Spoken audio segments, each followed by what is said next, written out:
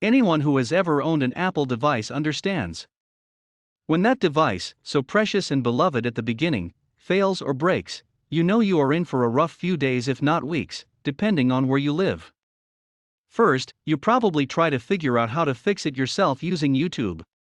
When that inevitably fails, you then have to find the local Apple store, in which you hope the company has a Genius Bar. Then you have to make an appointment at the Genius Bar, which depending on where you live could be anytime as soon as the next day or 6 weeks in the future. After that, you wait until the day comes, you take your device in, and wait some more, usually in lines of multiple people, even though you had an appointment. Then, finally, at long last, you hand your device to the genius at the counter, and if you are very lucky, they fix it right then and there.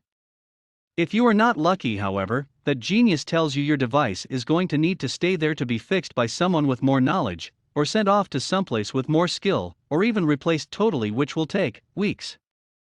Now, however, a new lawsuit filed in California claims that you could probably avoid all but that first step of fixing your device yourself, except that Apple has been booby-trapping its phones to avoid self-repairing by customers. Apple, the Cupertino, California, technology major, did not respond to a request for comment. The lawsuit, which requests class action status, claims that the company deliberately programs in traps that make it nearly impossible for Apple customers to repair their devices, forcing them to instead use the company's pricey repair process. It also claims that those limitations are unfair to small businesses that would be able to repair Apple devices for less or more quickly without the booby-trapped pitfalls. It adds that the impediments to self-repair are unfair to lower-income Apple consumers, who do not have the money or time to go through Apple's lengthy proprietary repair process in order to get their devices working again. The lawsuit is Granado, et al. v. Apple Incorporated, docket number 22 CV 395280, and was filed in Superior Court of Santa Clara on March 11. You can read all about it here. Very few longtime Apple watchers will be surprised that a company well known for its aggressive business practices would be prone to protecting its interests in the lucrative repair sector. Still, the alleged booby traps outlined in the California lawsuit are notable for two reasons. The first one is that Apple has already been down this road, and consumers thought they had won out in the end.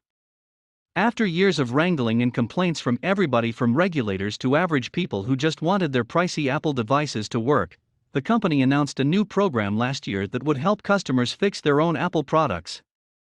Dubbed the Self-Service Repair Program, it was rolled out to much fanfare in November 2021, and it promised to help customers fix their own gear by offering diagrams, instructions, kits, parts and tools. So the news that the company may still be making those repairs impossible is sure to grate on at least a few of the originally frustrated Apple fans and regulators. Second, if Apple is indeed introducing booby traps into some of the most expensive tech out there in the market, it begs the question of what else might be in your device that is either customer unfriendly or just unwanted. Tech firms in general started out with a proactive view of data siphoning, and have gradually been baby-stepped back from collecting masses of personal information by legislators and other watchdog groups and court decisions.